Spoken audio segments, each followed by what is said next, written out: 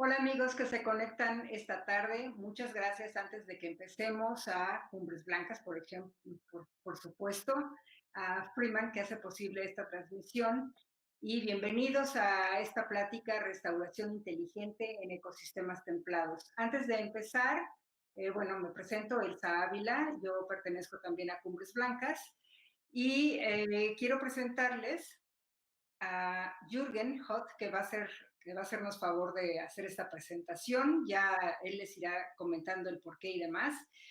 Y bueno, Jürgen es maestro en ciencias, es biólogo también, y su experiencia, lo estoy leyendo porque no me lo sé, por supuesto.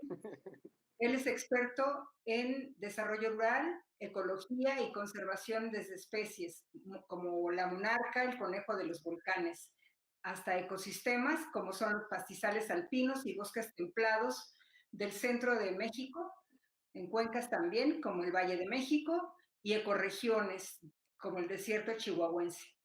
Su especializada ha sido combinar bases científicas con políticas de manejo y esquemas de cooperación desde el nivel rancho, comunidad indígena, hasta el nivel continental y actualmente con la ONU a nivel global.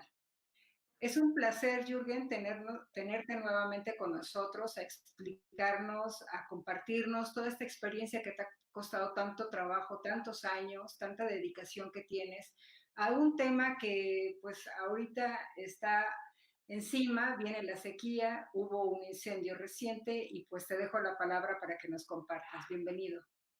Gracias, Elsa. Gracias, Cumbres Blancas. Gracias, Freeman. Es un placer estar con todos ustedes. Gracias por estar con nosotros. Y bueno, esta presentación nace de del incendio que sucedió en el Iztaccíhuatl hace unos pocos días. Y bueno, dijimos, pongamos algo, reunamos información, hagamos un paquete porque va a haber mucho interés sobre el tema. Y además, porque hubo una respuesta inmediata, casi instintiva, en el que se hablaba, bueno, se está quemando, parecía a grandes dimensiones de lo que vamos a hablar, ¿qué podemos hacer de ya? Y inmediatamente se comentaba de ir a sembrar árboles. Y quizás el punto central es de que un árbol en el mal momento, en el mal lugar, a la densidad inapropiada, puede convertirse en un gran problema. No por sembrar un árbol estamos haciendo las cosas que se deben de hacer, y es de lo que queremos platicar. Más bien, cómo trabajar con la naturaleza. Nosotros como seres humanos somos los últimos que aparecemos en la escena de los millones de años que tienen los procesos que han llevado a la naturaleza a ser lo que es hoy en día. Y es entonces cómo podemos aprender de ella, cómo podemos aprovechar esa energía y esos procesos que han permitido la vida como la conocemos. Entonces, ahorrándonos además en el camino tiempo, generando empleos, generando bienes ambientales, beneficios ambientales y toda una serie de aspectos que da la impresión se nos han salido del radar, por decirlo de una forma, y que por supuesto que podemos recuperar. Y esta es un tanto la intención de esta plática, en el que vamos a ver principalmente los elementos, la parte teórica un poco, la parte de cómo se ha estado manejando el bosque y los pastizales, cómo se podrían manejar y cómo se están manejando de manera alternativa y muy exitosa, sobre todo por comunidades. Y después, en una siguiente sesión, ya tendríamos más el formato de programa de trabajo, de talleres de trabajo, en los que podríamos ver más en específico, de acuerdo a cada caso, cómo esta experiencia podría, y la de otras personas, por supuesto, podría serles útil. Entonces, bueno, empezamos. La imagen que tenemos aquí atrás ya ya da idea de lo que se va a tratar, en cómo, para empezar, el incendio no sucedió simplemente en cualquier lugar, no sucedió en todo el Iztaccíhuatl, sino que fue ubicado en una franja entre los 3.500 y los 4.000 metros. ¿Qué significa eso? Y de aquí, entonces, ¿qué respuestas podemos tener al respecto? Las tres componentes de la plática es que vamos a hablar un tanto, como decía, del origen y ecología de la vegetación templada. Vamos a profundizar un poco más sobre el ejemplo del incendio que sucedió en el Iztaccíhuatl y cómo y qué ha estado sucediendo en ese parque nacional desde que se estableció en 1936 y cuáles podrían ser y qué significa una solución inteligente. Entonces, básicamente, para ir calentando motores, y esto lo vamos a repetir más adelante. Una restauración inteligente significa aprender a trabajar con la naturaleza. ¿Y cómo? Básicamente copiándola. Para copiarla, para copiar sus procesos hay que entender cómo funciona. El segundo principio importante es que siempre va a ser un traje a la medida. No puede haber medidas generalizadas de cumplir una cuota de tantos millones de árboles a nivel nacional, menos a nivel estatal, menos a nivel regional, sino que más bien la idea es cómo podemos conocer y aprender de cada ladera, de cada lugar, para que el esfuerzo de restauración tenga sentido y sea exitosa. El común denominador de casi todos los esfuerzos de restauración que conozco es que básicamente son un fracaso. Y entonces aquí es un fracaso porque en buena medida nos hemos contrapuesto contra la energía brutal de la naturaleza. Entonces aquí es como somos un poco más humildes, cómo vemos mejor y conocemos mejor los procesos para ver dónde podemos intervenir si es que se necesita. Porque como digo y dije desde un principio, la naturaleza ha funcionado muy bien sin nosotros. Nosotros ahorita somos la última chispita en la historia de la vida en la Tierra. El otro es cómo podemos ir preparando, eh, ahora que cada vez tenemos más dominio sobre las áreas naturales a nivel mundial, y al mismo tiempo estamos transformando tanto el ecosistema, el ambiente de la vida, ¿cómo podemos preparar las intervenciones tomando en cuenta también las tendencias del cambio climático? Y finalmente, la idea aquí es algo muy sencillo, digamos, lo que estoy diciendo es de toda la vida, de todos los días, sobre todo en comunidades indígenas, campesinas, que viven día a día con la naturaleza y que nosotros en las ciudades pues, tenemos mucho que aprender, que básicamente es conocer la historia del cambio de la región, cuál es su dinámica natural, en la que intervienen elementos como frecuencia e intensidad de los agentes de cambio. Pues realmente es muy sencillo y es mucho creerle a nuestros ojos, como vamos a ver en unos momentos. Entonces, el primer punto es que el cambio en la naturaleza es la norma, no es la excepción. En el mundo de la conservación nos hemos fijado como una fijación en querer ver la naturaleza como una fotografía y además casi esa fotografía la metemos al refrigerador para que ni siquiera cambie un tono del color de esa foto, siendo que la naturaleza funciona como una película. Y como ustedes saben, toma cerca de 32 cuadros, entre 16 y 32 cuadros por segundo, para que una foto parezca como una película, el movimiento. Así funciona también la naturaleza. Son una serie de fotos. Entonces, el primer problema es cuál de esas fotos y cuál de esos momentos queremos, si es que queremos congelarlos, y es lo que cada quien tiene en mente de lo que significa conservación, o si lo que queremos es asegurarnos de que se dé un proceso. Muchas veces asumimos que los demás y todos los demás comparten lo que es nuestra idea de conservación. Y mi primera lección como conservacionista ha sido, hagamos explícito ante el grupo de trabajo qué es lo que cada quien piensa, cuál es la meta y el propósito de conservación. Y se van a dar cuenta que hay muchas diferencias. Y justamente al poderlas compartir, al poderlas discutir, al poderlas presentar, al poderlas articular, es cuando nos vamos a dar cuenta de cómo podemos tener una idea compartida de lo que se tiene que hacer, y mucha de ellas, sobre todo si es trabajando con las comunidades, va a ser basada en esa experiencia inigualable. La que les voy a platicar es una historia de hielo y fuego. Básicamente, para entender por qué tenemos bosques y de coníferas en México en latitudes tropicales, donde tendría que haber cualquier otro tipo de vegetación menos coníferas. Las coníferas se encuentran en la taiga, se encuentran en la tundra, se encuentran en las zonas boreales. ¿Qué es lo que están haciendo en México? No sé si se lo habrían ustedes ya preguntado, pero aquí el punto es de que si uno va a esos lugares, a las taigas y a la tundra, va a ver que nuevamente el común denominador, la regla es el cambio. ¿Y qué sucede ahí? De que hay incendios, y cuando hay incendio se dispersa por cientos de miles de hectáreas. Cuando hay inundaciones, lo mismo. Es un ambiente en constante cambio y las especies se han adaptado a esas condiciones.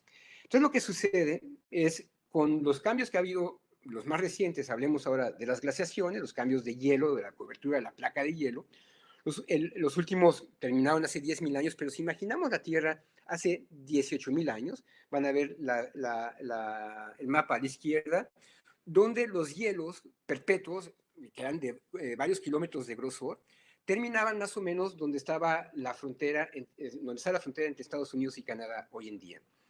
Lo que eso logra, en un contexto, vemos ahora la filmina de la derecha, en el que vemos la distribución de los bosques y los pastizales, y no sé si se ve mi cursor que estoy usando, espero que sí, ya me dirán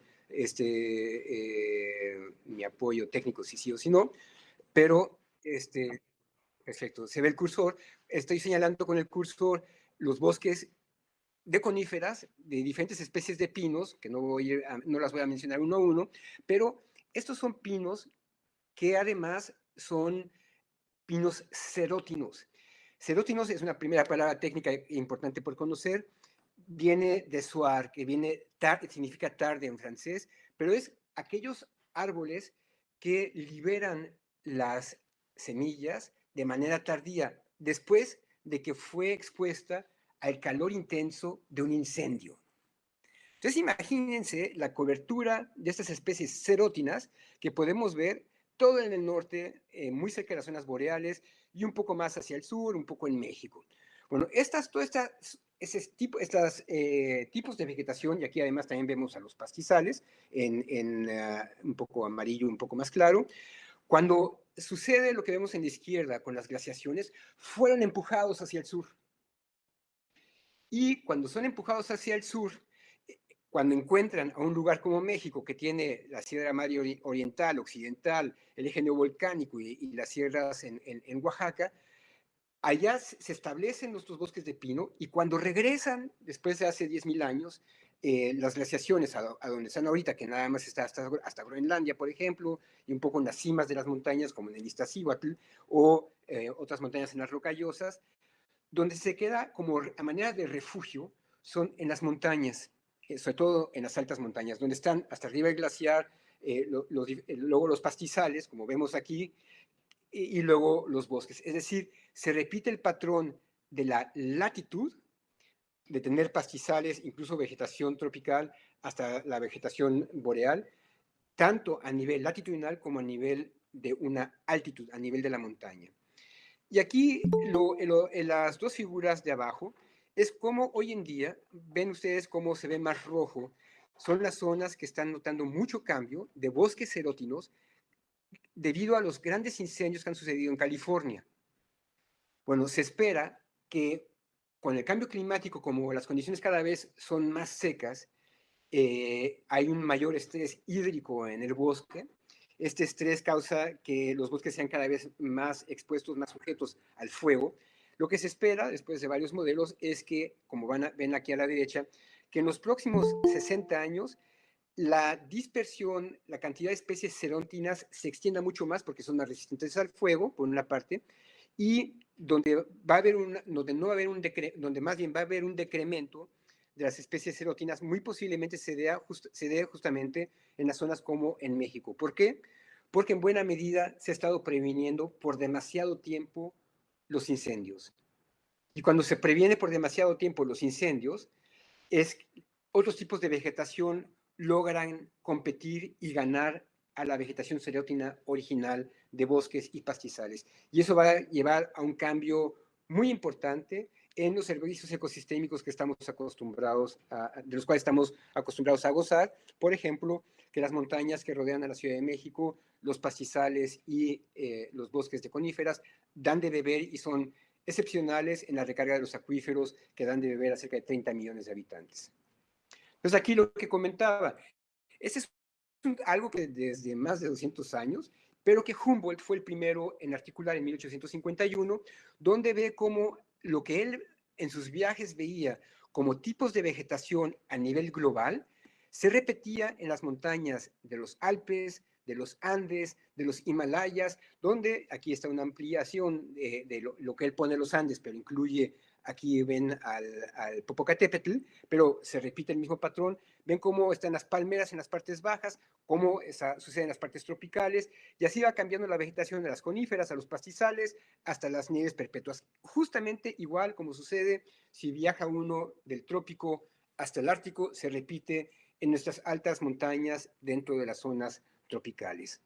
Entonces, bueno, esto es importante porque esa vegetación carga consigo una historia evolutiva, carga consigo una historia ecológica en el que esa vegetación llegó viniendo de un dinamismo muy activo en el que es perfectamente compatible su existencia y su persistencia, permanencia, ante esas circunstancias de cambio. Tanto así que si interrumpimos, que era la receta antigua de decir conservación, no toquen, no quemen, no talen, etcétera, si esa receta se llegara a cumplir al 100%, en ese momento ese sistema está condenado. Y es lo que reflejaba la filmina anterior con las zonas en México que iban a tener un decremento porque se ha detenido por demasiado tiempo el incendio, e igualmente en Estados Unidos. En Estados Unidos, sin embargo, hay una política muy activa ahora para entresacar esos bosques tan cerrados que ha sido producto de una mala reforestación desde después de la Segunda Guerra Mundial, y eso en buena medida, aunado con el cambio climático, está creando los incendios tan poderosos que hemos estado viendo en los medios en California. Entonces, bueno, ¿cómo se da el ciclo del fuego? Sobre todo, y no nada más en México, en las zonas montañosas, sino también es en el caso de las rocallosas y en la parte norte, en la tundra. Primero, todo inicia, un bosque natural, un incendio natural, perdón, inicia con un rayo. El rayo que generalmente está asociado con la época de lluvias o anuncia la época de lluvia, estamos hablando a mitad de la primavera, depende por supuesto del lugar, como digo, todo es un traje a la medida, pero en general. Y ya para entonces, saliendo del invierno, la vegetación está muy seca y agarra chispa. Está en función de la cantidad de combustible, es decir, la cantidad de hojarasca y madera acumulada, la intensidad que va a tener este incendio. Y aquí es una clave muy importante. Si los incendios se fueron dando de manera regular, y vamos a ver más adelante a qué me refiero de manera regular, pero les anticipo que es cada 10 años, más o menos, nuevamente es un traje a la medida, es que no deja que se acumule el suficiente combustible, y por lo mismo, generalmente los incendios no llegan a copa. Pero como hemos estado sembrando en demasía, y ahorita vamos a ver a qué me refiero, y hemos dejado además que ese material se acumule por demasiado tiempo por evitar los incendios, cuando llega a haber un incendio se convierten en verdaderas bombas ecológicas que arrasan incluso con el dosel, incluso llegando a lograr un cambio total en el tipo de vegetación. Esos bosques ni esos suelos se llegan a recuperar por la intensidad tan alta del calor, que incluso llega a fusionar y a quemar, a cristalizar el suelo como la cerámica. A ese nivel, eso es lo que pasó, por ejemplo, en Yellowstone en los 70s, que fue lo que llamó la atención de que algo se estaba haciendo muy mal en el manejo de los bosques, que tristemente en México seguimos haciendo, aunque hay excepciones por parte de CONAFOR, que vamos a platicar un momento. ¿Cuál es el problema? Cuando se siembra demasiados árboles, y demasiados árboles seguramente a muchos de ustedes les va a sonar la receta que les han dado, CONAFOR, CONAMP, CEPANAF, los conservacionistas, las comunidades, ya, o sea, es una cascada de mala información, es cada 2 metros. Y vamos a ver lo que 2 metros genera, o 4 metros, son las densidades tan altas que se llega a asombrar, a llenar todo de sombra, y ya no permite que crezca ninguna vegetación debajo, no nada más eso, sino que la lluvia que cae es interceptada y ya no llega al suelo, ya no recarga los acuíferos, y bajo ese contexto, estos árboles, cada árbol además es pongamos de una forma, una chimenea de agua, está succionando, un pino adulto, cada especie es diferente, hasta 120, 150 litros de agua por día. Entonces, si ustedes acumulan los 2,000 árboles que estarían reuniéndose si crecieran esos 2 árboles o 3 árboles ese árbol cada 3 metros, que es la receta que nos dan, estaríamos creando lo que yo llamo desiertos verdes. ahora sí que pintamos de verde para que pase el siguiente político y diga que todo va bien, pero lo que está sucediendo nada más es la copa está verde, los árboles crecen delgados, no tienen ninguna función o una mínima función ecológica, el agua no se está recargando los acuíferos, no es hábitat para especies, no es hábitat para polinizadores, y allí los problemas que debemos de evitar, y ese es básicamente, esa sí no es la excepción, es la regla que podemos ver en casi todo el país. Entonces aquí a mano derecha ven, la idea es que con el fuego reduce la sombra, reduce la competencia, a la hora que se junta todo este carbón, todo este hollín que resulta del incendio, aumenta los nutrientes disponibles, pero además también por estas especies, como ya dijimos, serótinas, liberan la semilla y al poco momento llega la lluvia, porque dijimos que lo había iniciado el incendio, un rayo, llegan las lluvias de verano y a la hora de que caen las semillas, o donde se encontraban las semillas, se encuentran bajo condiciones insuperables para una autorregeneración natural, sin la intervención del ser humano. Es decir, caen en blandito, caen en un suelo abonado por el carbón de la quema que acaba de suceder. Además, con la intensidad del calor se afloja la tierra, además al mismo tiempo le está cayendo la humedad de la lluvia, no hay competencia por la sombra, la plántula que crezca tiene todo lo que necesita para su sobrevivencia. Estamos también ya demasiado familiarizados de que las campañas de reforestación tienen 50% de éxito, 60% de éxito, 70% cuando bien le va. Aquí es casi el 100%. Incluso aquí la prioridad con la siguiente época es cómo deshacerse de un árbol tan cerrado, y eso es lo que sucede con el siguiente incendio. Y así van pasando, que es lo que pasamos aquí con el rebrote, tanto de plantas, los arbolitos, las plántulas de los pinos, que empiezan a crecer, pero también empiezan a reverdecer. A las 2 semanas ya hay lo que en el campo se llama el pelillo, que es un excelente forraje para los animales, las vacas, muchas de ellas criollas, que están sueltas en el bosque, que si no tienen una gran densidad, como generalmente no la tienen, más bien estas vacas ayudan a la dispersión de semillas también de los pastos, y esto con el tiempo empieza a acumularse otra vez material, y con el tiempo, me estoy refiriendo ahora generalmente en un esquema de 5 a 10 años, depende del lugar, pero la cantidad de nutrientes empieza a disminuir porque hay demasiados árboles, la humedad también, aumenta otra vez la sombra y vuelve a generarse la condición de contar con suficiente combustible para que un rayo vuelva a iniciar este ciclo. Este es un tanto en un esquema general, pero aquí la idea que quisiera compartir es de que el incendio es algo natural, el bosque está perfectamente preparado para recibirlo, y estas son imágenes que Oscar León, del equipo de Cumbres Blancas, nos brindó al ir justamente a uno de los 3 incendios principales que se dieron en el Ixta hace semana y media. Como pueden ver del diagrama, es básicamente lo mismo que vemos aquí. Los bosques, los árboles, los adultos siguen vivos, vivitos y coleando. Los pastizales están totalmente quemados, pero siguen vivos.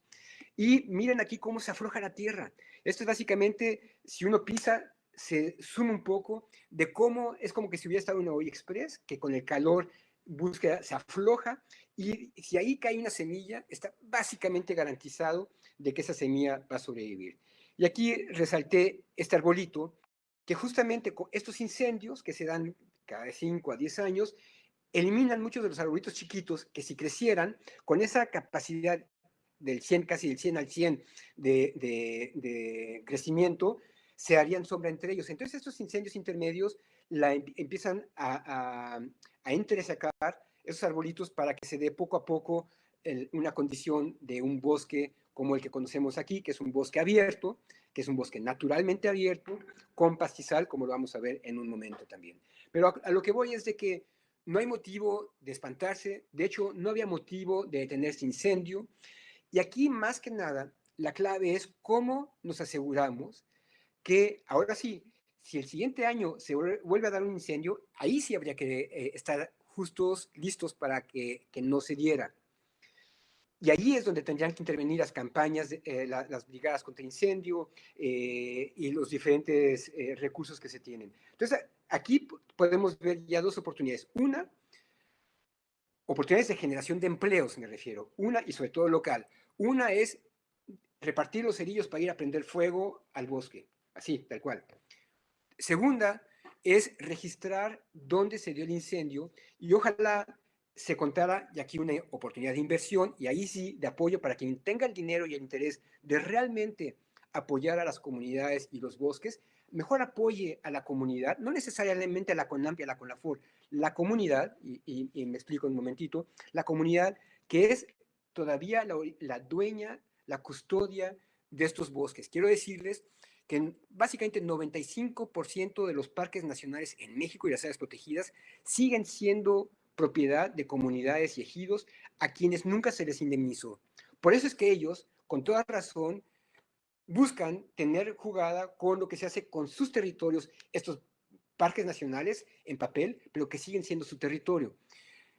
También es importante mencionar que la mayoría de los parques nacionales se establecieron en los 35, 38, en tiempo de Lázaro Cárdenas, que con su gran visión logró, como en Tepoztlán, que los parques nacionales incluyeran a comunidades, que no las excluyeran, como era el esquema de Estados Unidos. Ahí después de un genocidio, donde mataron a buena parte de sus comunidades indígenas, cuando llegan en 1890 los poetas como Paul Whitman y ven esos bosques maravillosos, no ven que el día anterior esos bosques también habían sido manejados, pero que hoy en día estaban vacíos por el genocidio que sucedió. En México, afortunadamente, no sucedió ese genocidio, al menos no en tiempos recientes, y estas comunidades mantuvieron propiedad de sus tierras, mantuvieron el conocimiento del manejo de sus tierras, pero Cárdenas los incluyó para que ellos fueran los primeros custodios de nuestros, me refiero como mexicanos, nuestros parques nacionales. Entonces es una labor súper importante y por eso me refiero que ese tipo de trabajos que están viendo ustedes aquí, de quemas, de cuidado del bosque, después de la quema, de hacer los diferentes trabajos, obligadamente no le estamos haciendo un favor, obligadamente estamos todos obligados a involucrar a las comunidades a que se beneficien económicamente y que en última instancia resulta que esos terrenos no sean vendidos al siguiente mejor postor, como sucede en las áreas naturales alrededor del Valle de México, porque esas comunidades no tienen mayor ingreso. Entonces, ¿qué prefieren? Comer el lote o vender lotes. Y están vendiendo los lotes de los bosques que nos están manteniendo y pastizales que nos mantienen vivos. Entonces, aquí lo que estoy queriendo decir es que en México y a nivel mundial, la historia de las áreas naturales está entretejida con una historia cultural de comunidades indígenas, comunidades campesinas que tienen un conocimiento muy cercano de cómo funcionan estos sistemas. Y nuevamente, si queremos hacer algo con esos sistemas, es mejor ahora que nunca que aprendamos a trabajar de las comunidades también. Y bueno, aquí para que vean que esto no es reciente, es un reciente estudio, ese sí es reciente, que hizo un equipo de investigadores mexicanos, piloteado por Serrano y que acaba de ser publicado, donde hicieron un estudio de 600 años de incendios en el Cofre de Perote. Cofre de Perote que está también en la zona central de México, que se llama Eje Neovolcánico Transversal, y donde ellos vieron que haciendo estudios dendrocronológicos, es decir, viendo a la hora de que se ve en los anillos de los árboles de crecimiento de los pinos a una altitud de los 3.500 metros más o menos, se puede ver la frecuencia de los incendios y cuándo sucedió el incendio, porque como ustedes saben, cada anillo de crecimiento del pino es un año. Entonces ahí pudieron rastrear, cotejando esta información con información climática, cómo se dio, y como pueden ver, en los últimos 600 años, en el Cofre de Perote se dieron 67 incendios principales registrados en las cicatrices que dejan en los anillos de crecimiento. Eso, si dividimos 600 entre 67, justamente nos da un incendio en promedio cada 10 años. Pero ese promedio se da además también con las oscilaciones climáticas que observa el planeta por las corrientes marinas, que también tienen esa periodicidad en general de cada 10 años. Entonces, bueno, por supuesto, estoy simplificando, pero da una idea de que aquí hay un patrón que no nada más son los últimos 600 años, sino que tiene miles de años en que está sucediendo estos patrones de donde el disturbio, ya sea hielo y fuego, son la norma. Me falta explicar un poquito la gráfica. La gráfica refleja el índice de severidad de sequía de Palmer, donde el 0, esa línea que se ve aquí en medio, es lo que sería lo normal hoy. Un índice de 2 es que es moderadamente hacia arriba sería más húmedo o hacia abajo sería moderadamente más cálido o más seco. Un 4 sería severo y un 6 sería extremo para cualquiera de los dos casos. Entonces pueden ver por eso estas oscilaciones de que se dan tanto cambios pequeños con una oscilación pequeña, pero luego también se dan los grandes bandazos a través de la historia. Ahora, si esto lo ponemos en el contexto del cambio climático de los últimos 1.000.000 de años, como planeta estamos totalmente fuera de la banda. Pero aquí estamos siguiendo los cambios dentro, todavía un nivel más pequeño donde podemos ver los cambios chiquitos, pero los cambios grandes ya estamos totalmente fuera de la gráfica. Entonces, bueno, regreso otra vez a la placa inicial. Creo que ahorita ya estaría un poco más claro que una restauración inteligente nos referimos a cómo trabajar con la naturaleza emulándola. Si las especies están acostumbradas al incendio y están adaptadas a ello después de miles y cientos de miles de años, trabajemos con esos principios, con esos factores, que entonces el pastoreo, y el pastoreo pensaría uno, pero esas son las vacas que son recién introducidas. No, me refiero al pastoreo de los camélidos, de los mamuts, etcétera, que estuvieron también aquí por más de 300.000 años, que han tenido un impacto muy importante, lo vamos a ver un poco más adelante. 2, que se trata de un traje a la medida, yo le puse HH, es decir, es importante la historia, la H de historia natural, pero también las condiciones de hoy, tomando en cuenta las nuevas tendencias hacia el cambio climático, es decir, de mayor sequía, y cómo nos vamos a preparar para ello, y por supuesto en el que se privilegien los procesos naturales. Entonces, bueno, como primer resumen, y aquí ya no les puedo pedir su opinión si están de acuerdo, porque si no, no seguiríamos hasta que no estuviera claro, pero asumo de que está claro, es de que los ecosistemas templados son sistemas dinámicos, y un ejemplo de esto, ya incorporando esta información a definiciones de trabajo para poder hacer la cartografía, que creo que la cartografía es el otro elemento núcleo del trabajo de restauración. Es cómo reflejamos y cómo comunicamos lo que vemos de la naturaleza. Como fue la cartografía de Humboldt tan importante en ver la relación altitudinal con la latitudinal, también hoy en día es importante ponernos de acuerdo, por ejemplo, en qué es un pastizal. Y siendo normalmente la definición de pastizal o de un bosque templado se quedaba en la primera parte. Un ecosistema terrestre dominado por la vegetación herbácea o arbustiva, pastizal. Sin embargo, lo que cambia completamente el esquema de qué está en juego es cuando también incorporamos la parte de proceso en la definición. Y entonces la definición se completa con la idea de que es un ecosistema terrestre mantenido por fuego, pastoreo, sequía y o bajas temperaturas. Es decir, es un todo. Es el estado y es el proceso lo que resulta en el tipo de vegetación. Ahora sí, pasemos al caso del Ixta. Jürgen, voy a aprovechar nada más para decirle al público que las preguntas las vamos a contestar al final de la presentación de Jürgen. Entonces ahí las pueden ir dejando. Gracias. Gracias, Elsa. Y si pueden, por favor, poner el nombre de la pregunta sería muy bueno en caso de poderle dar seguimiento. Y que estamos a sus órdenes durante la plática y después para sus respuestas. O para decirles dónde pueden encontrar las respuestas. Entonces, bueno, pasemos al caso del Ixta. Es muy importante, hasta ahorita ya he estado mencionando varias organizaciones. Para mí ver, y posiblemente mencione nombres más adelante, para mí ver, quien sea como organización o persona, y no nada más organización gubernamental, que tiene que ver con un bien público, tiene que rendir cuentas al público. Ya no podemos quedarnos en una cultura de que no digan porque no se vaya a molestar, porque no nos va a dar financiamiento. No, así nunca, digamos, estamos perdiendo un tiempo capital, sobre todo para aprender. Y solamente vamos a aprender si se rinden cuentas transparentes. Y bueno, esa es solamente una introducción para lo que viene, el incendio del Ixta. Si uno ve esto, dice, pero qué horror, se está en flamas todo el Iztaccíhuatl. Esto fue en la noche del 1 de enero.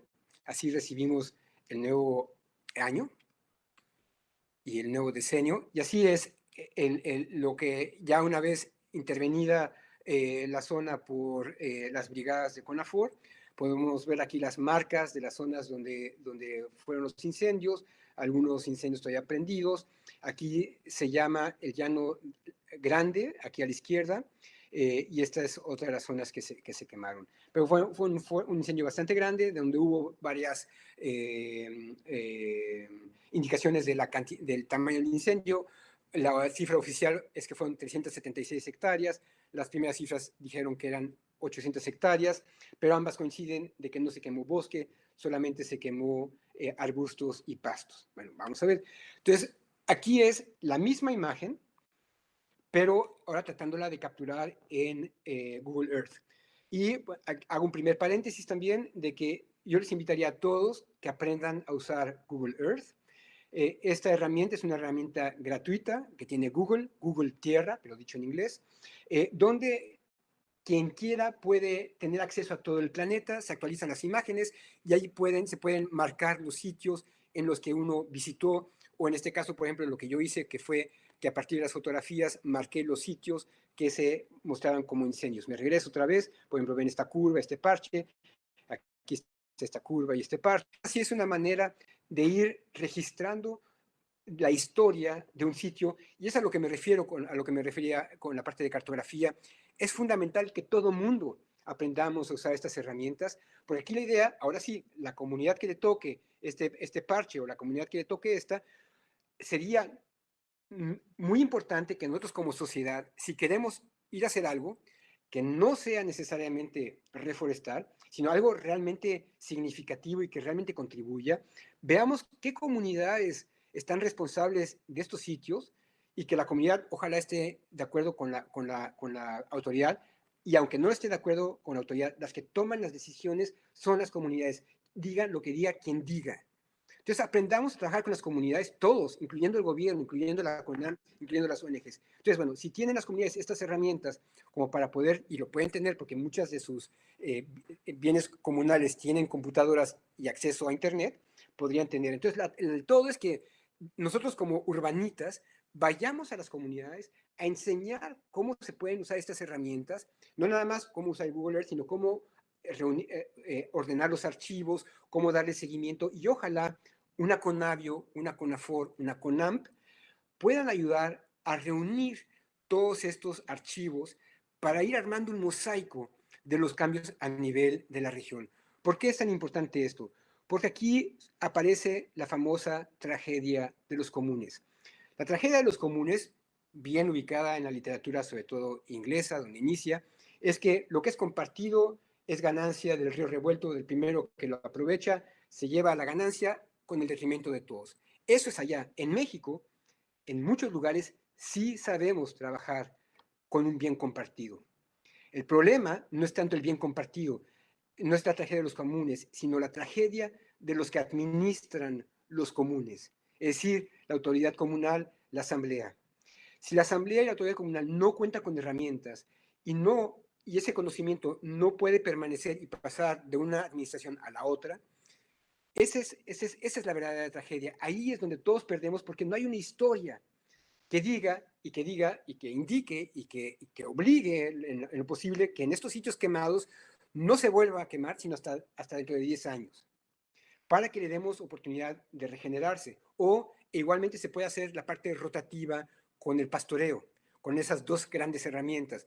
Pero solamente lo vamos a lograr si hay un registro de ello. Bueno, entonces simplemente le quiero decir que hasta yo pude hacer un registro así de la nada con Google Earth, a partir de las fotografías.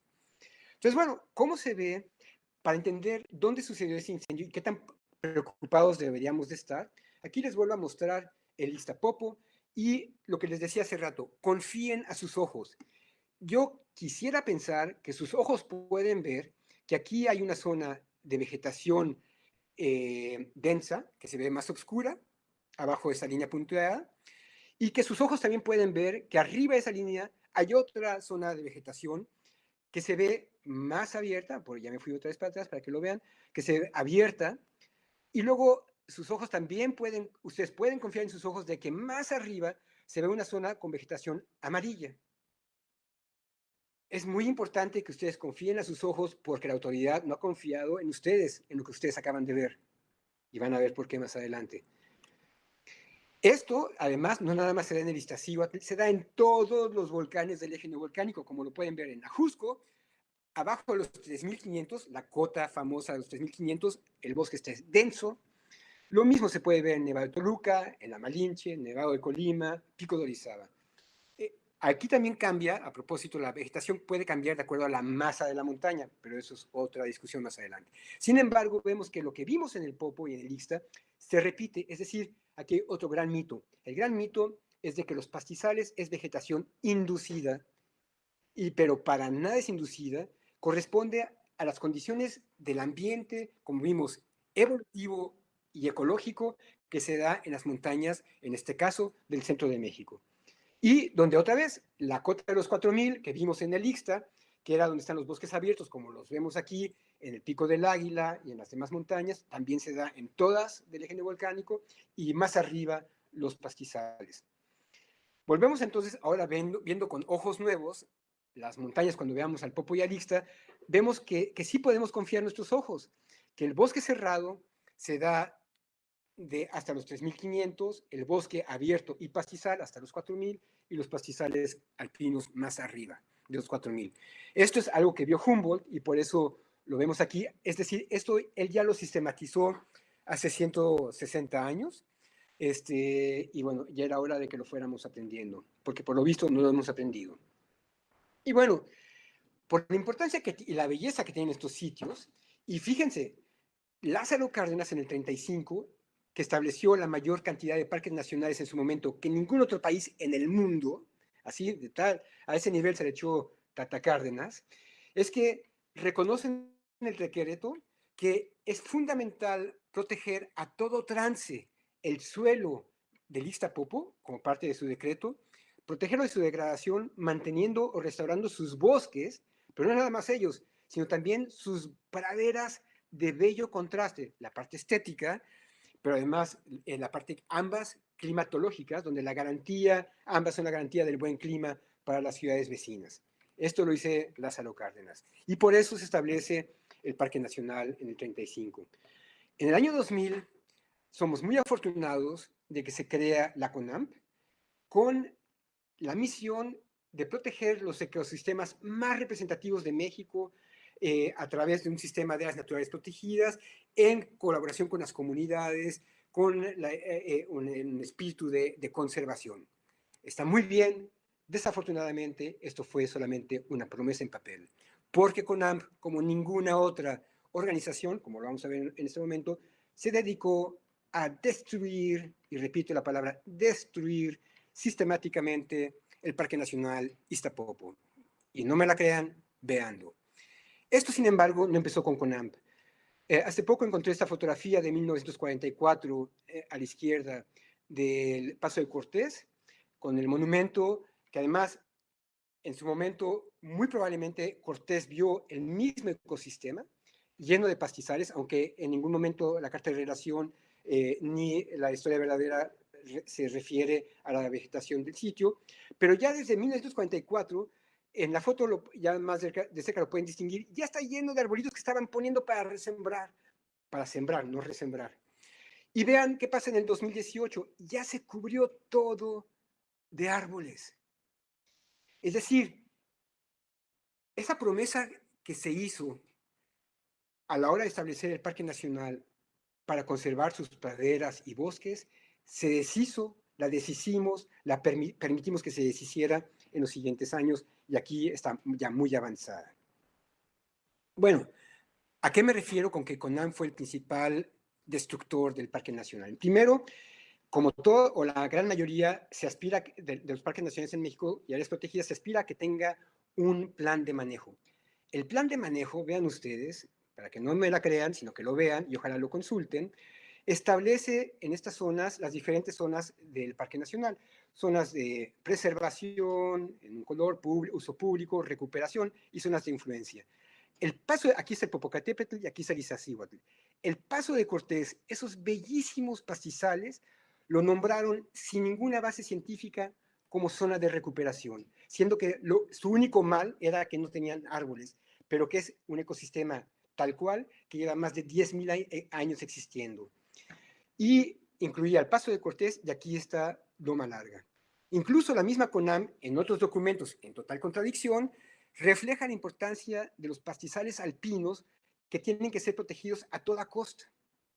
Y bueno, si CONAMP en el 2013 dice que los pastizales del Paso de Cortés tienen que ser zonas de recuperación, lo que se tiene que hacer ahí, vean lo que dice, es zonas donde los recursos naturales han resultado severamente alterados o modificados y por lo tanto con objeto de programas de recuperación y rehabilitación que se tienen que realizar en la zona. Es decir, hay un total desconocimiento, una total ignorancia de saber que se trata de un pastizal alpino y que es el ecosistema más amenazado de México. Eso dicho por la principal organización dedicada a la conservación de nuestro patrimonio natural y seguido por todo tipo de organizaciones no gubernamentales y empresas, como vamos a ver en unos momentos.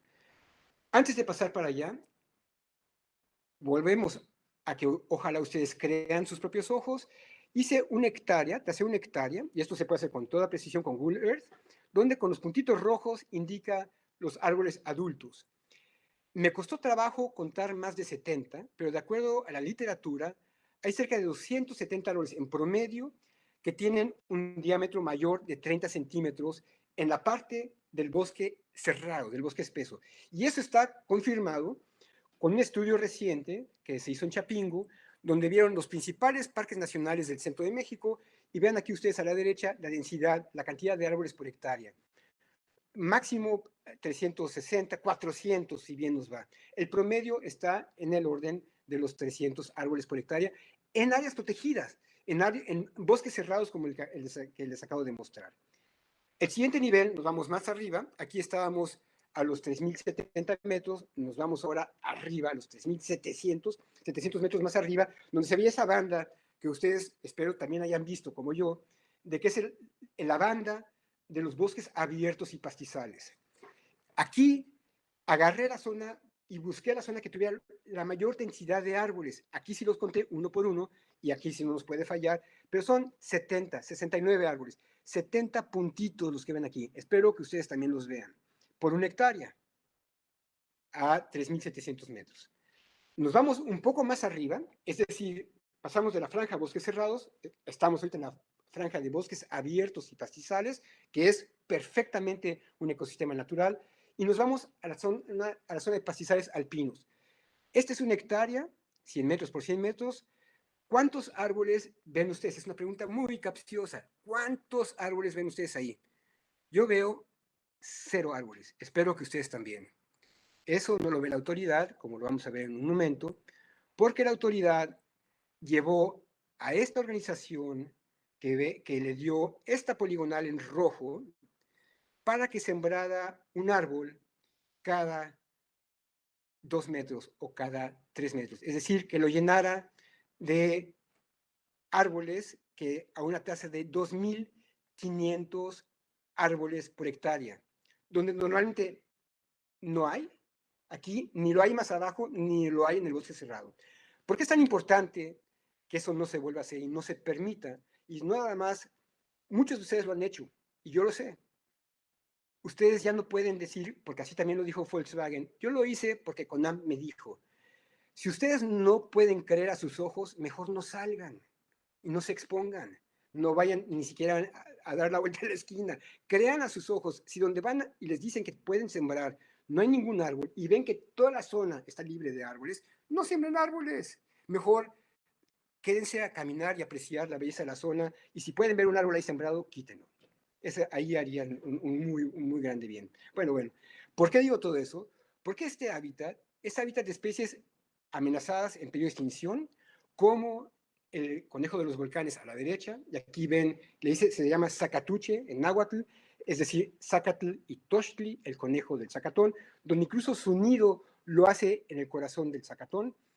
Es una foto que fue tomada en Chapultepec, donde tuvimos el gusto de meterlo hace 30 años, y ahí lo pueden ver. Y a la izquierda está la otra especie endémica de los acatonales, pero este es de los pastizales subalpinos en milpa, que es el gorrión serrano. Al gorrión serrano solamente le quedan cerca de 400 hectáreas en el planeta. Están en milpa y están siendo convertidos a cultivos de papa y están siendo sembradas con árboles. Si no fuera por una comunidad que detuvo esas actividades, ya no existiría el gorrión serrano hoy en día. A ese nivel lo pongo. Se está desmoronando un ecosistema apoyado por toda una estructura de ignorancia gigante que ya no podemos permitir que suceda. Y bueno, afortunadamente hay varios científicos como Yocupitzia Ramírez, que ha estado publicando, y los invito a que busquen también en Google sus publicaciones, donde señala en 2016 cómo el pastizal alpino de México es un ecosistema altamente amenazado. Y bueno, volvemos entonces a la poligonal que le dio CONAMP a esta organización conservacionista, le dijo, aquí siembra cada 2 o 3 metros, es decir, de 2.500 árboles a 625 árboles por hectárea. Un verdadero absurdo. Por supuesto, la mayoría de esos árboles se murieron, pero son árboles que vamos a ver en un momento, llevan, y vean el resultado, nos vamos un poco más arriba.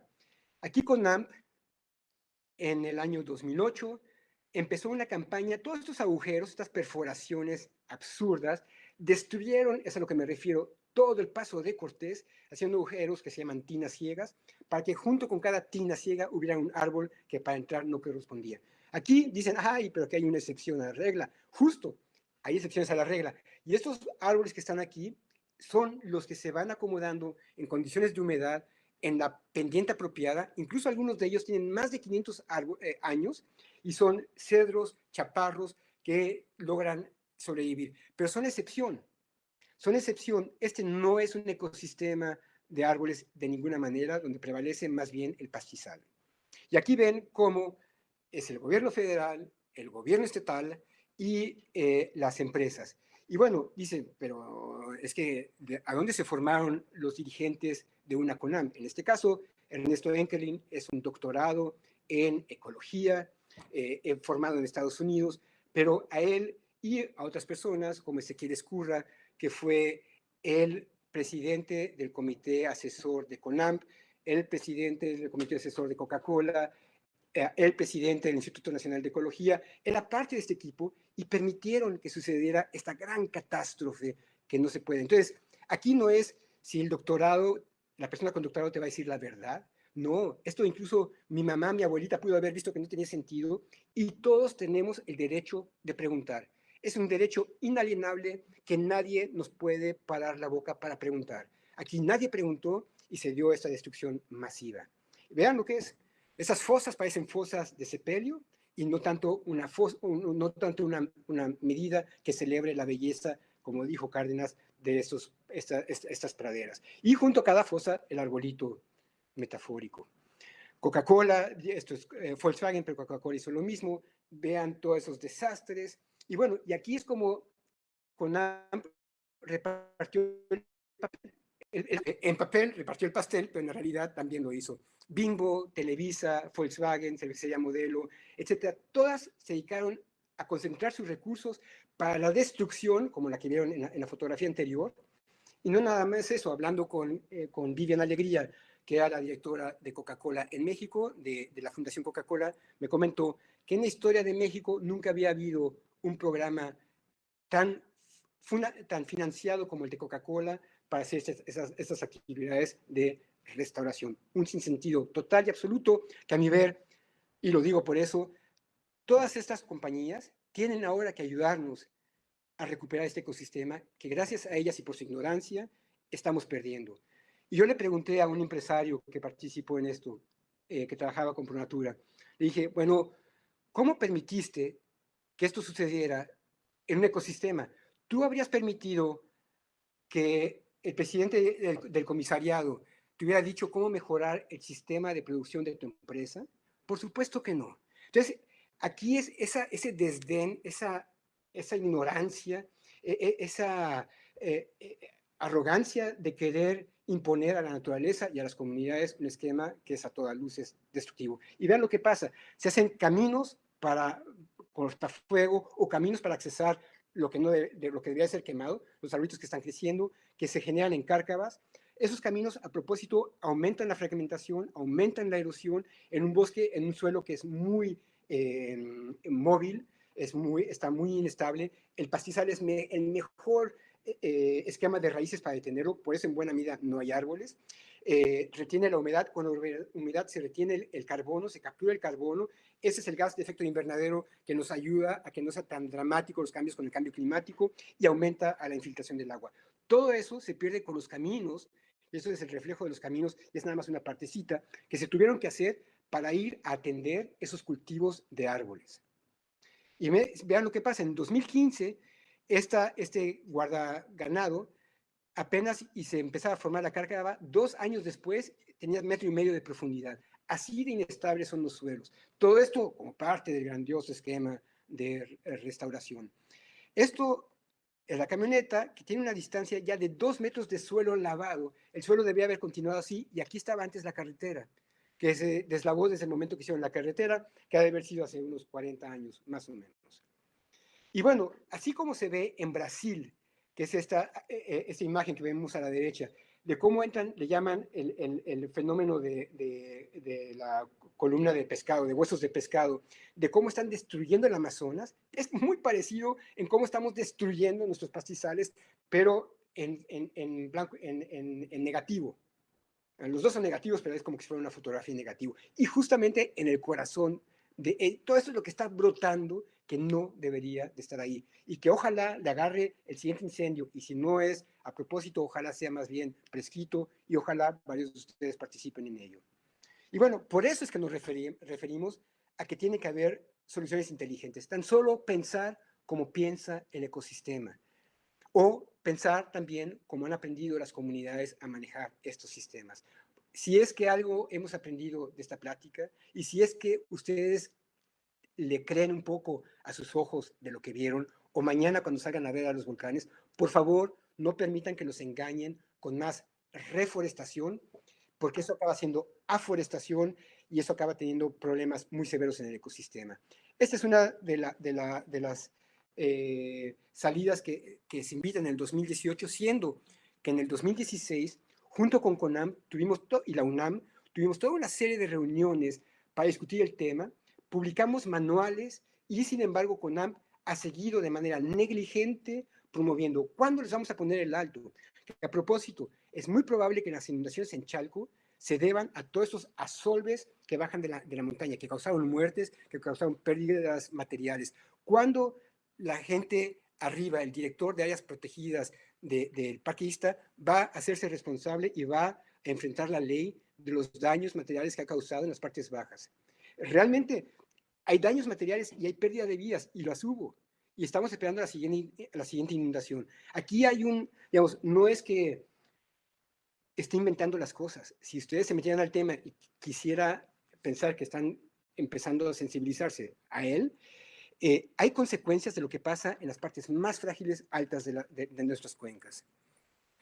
Número 2, una solución inteligente es pensemos en quemas prescritas en el pastizal y que dejemos y en el bosque abierto. Por ejemplo, ya se nos adelantaron las comunidades en Palta y ellos invitaron a la CONAFOR, a la SEDEMA y a brigadas de las comunidades y por primera vez en la historia, en Milpalta, se hizo una quema prescrita en el 2017.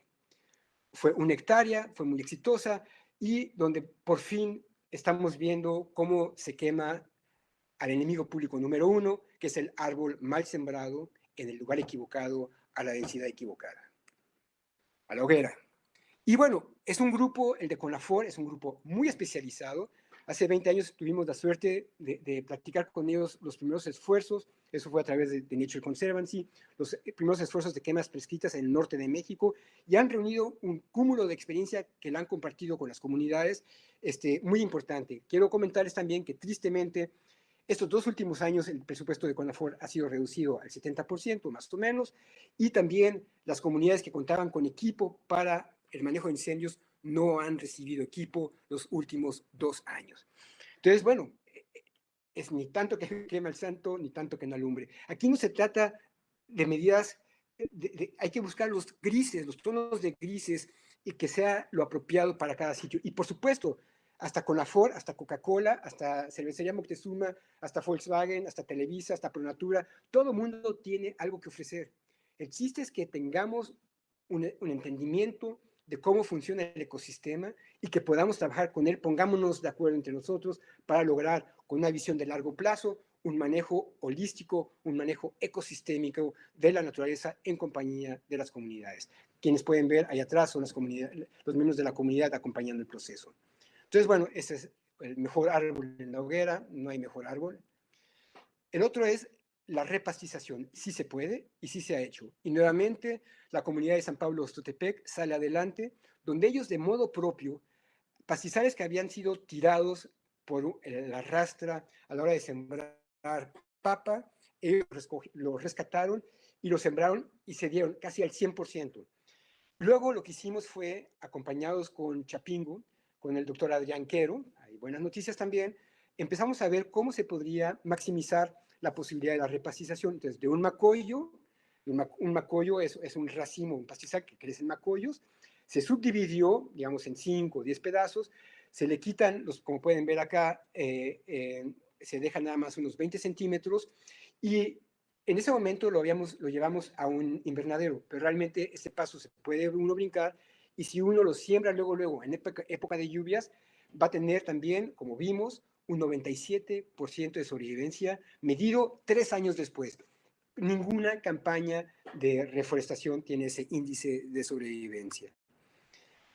Y es una actividad para todos, genera hábitat para todos, genera oportunidades de empleo para el pastoreo, que es muy importante, como ya vimos. Y aquí está el doctor Quero enseñándonos cómo funciona este tipo de procesos, que quiero decir que también fue un proceso que él fue desarrollando sobre la práctica, porque a pesar de que estaba y es investigador de toda la vida en Chapingo, era la primera vez que subía a 20 kilómetros de distancia a las partes altas de las montañas. Las universidades en general han sido también las grandes ausentes. Y es aquí entonces que si el tomador de decisión, ya sea ONG, que ya las mencioné, o el gobierno, toman ese tipo de decisiones tan desatinadas, es porque en buena medida las universidades no han hecho su tarea de proporcionar la información debida para la mejor toma de decisiones. Es decir, al final de cuentas es un trabajo de equipo.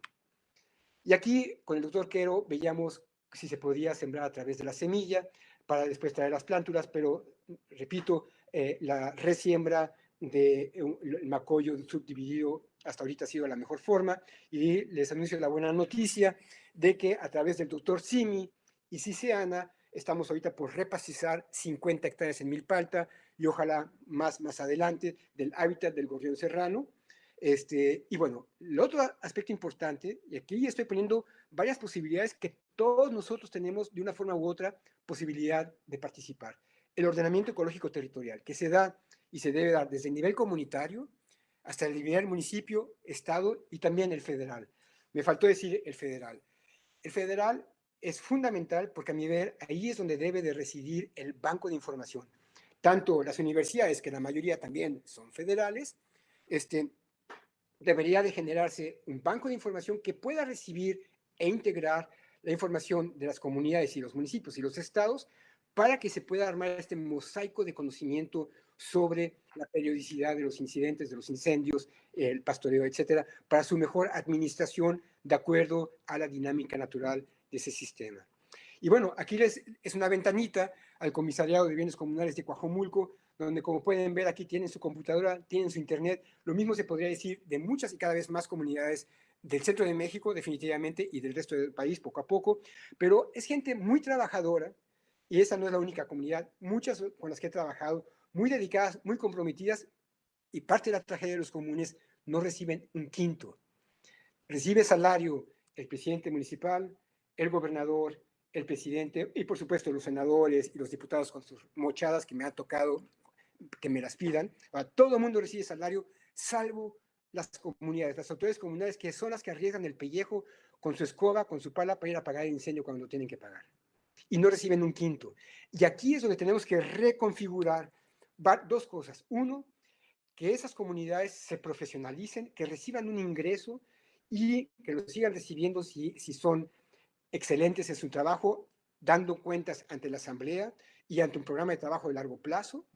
y que pueda darse esta continuidad siempre y cuando puedan embonarse con el nivel municipal, estatal y federal, independientemente de la administración en turno. Los recursos naturales, los incendios, no respetan la administración de nadie. La única administración a la que respetan es la de la naturaleza de los largos plazos, como los que les mostré al principio. Entonces ahí es una oportunidad gigante, porque el de la ONG se va mañana cuando le dan chambita por otro lado, como fue mi caso, aunque no tengo chamba. El del gobierno se va por otro lado cuando acaba su administración. El de la universidad cuando se le acaba la beca, etc. Los únicos que quedan son las comunidades. Por lo tanto, son nuestros aliados naturales. Por una parte, son los que más saben en un ecosistema con el que conviven todos los días. Por otra parte, están tratando de ver cómo darle sentido a esa vorágine de información, donde nuestro papel podría ayudarles muchísimo a sistematizarlo y a darle seguimiento. El siguiente es, tenemos que ver cómo obligamos a que una CONAMP corrija sus 20 años de destrucción y sean ellos los que pongan el ejemplo de restauración inteligente. Lo han hecho en otras latitudes, en otros lugares, en México, no en el Parque Nacional Iztapopo. Y ojalá incluso se abra un juicio, se haga la investigación respectiva de los daños y perjuicios, cuánto les ha costado a los cientos de casas que perdieron sus casas, a cientos de familias que perdieron casas en Chalco, etcétera, etcétera. No hay cuentas, simplemente nos olvidamos y esto sigue. Y ya para terminar, y esa es la última, es que estos pastizales arriba es la joya donde ha ido a sembrar mucha gente arbolitos y donde el pastizal sigue tenaz manteniéndose, pero abajo están ganando los arbolillos, y aquí lo que se ve en Milpa Alta, que es la parte más alta de la serranía de Chichinautzin, muy probablemente este es el hábitat relicto de los mamuts. Y eso también lo hace muy emocionante, no nada más, muy posiblemente es el ecosistema como lo vio Hernán Cortés cuando pasó, y a por eso le pusieron su monumento, sino también tendríamos que poner monumentos simplemente a este ecosistema. Y vean por qué lo digo. Aquí vemos los sitios donde se han encontrado mamut en México. Aquí está el aeropuerto de Santa Lucía en la parte norte. Aquí está delineado el lago de Tenochtitlán. Y aquí vemos lo que queda, los pedacitos de pastizales alpinos, y aquí estaría la parte de Milpa Alta que les mostré. Bueno, todo puede verse en un contexto mayor, donde están los demás restos de mamuts. Es decir, lo que les mostré al principio, muy probablemente sí fue cierto. Digamos, un mamut pesa cerca de 10 toneladas, consume una cantidad impresionante de alimento, en buena medida pastizales, que todos estos mamuts estuvieron forrajeando pastizales acá, y hay el rastro palinológico de que al menos por más de 10.000 años el polen era la vegetación dominante. No nos pongamos a pelear con la vegetación dominante. Ojalá podamos entender el ecosistema conforme pasan los días. Muchas gracias. Gracias, Julián. Qué bonita presentación, qué impresionante tantas cosas. Y bueno, viene el momento de las preguntas. Tenemos algunas aquí. Gracias a todos. A mí ya se me ocurrieron algunas cosas que hacer con todo lo que sabe Jürgen, porque amo mis montañas, igual que todos los que se han conectado, y seguramente todos queremos hacer muchas cosas. Y bueno, pues sin más, vámonos a que Jürgen nos comparta más de su sabiduría. Y una pregunta es de Enrique Barquet. ¿Cuánta ciencia detrás de cada reforestación? ¿Se necesitan especialistas como él en esos programas? Supongo que quiere la pregunta, ¿cuántos especialistas como tú se requieren para hacer una reforestación inteligente? Espero estar bien, Enrique.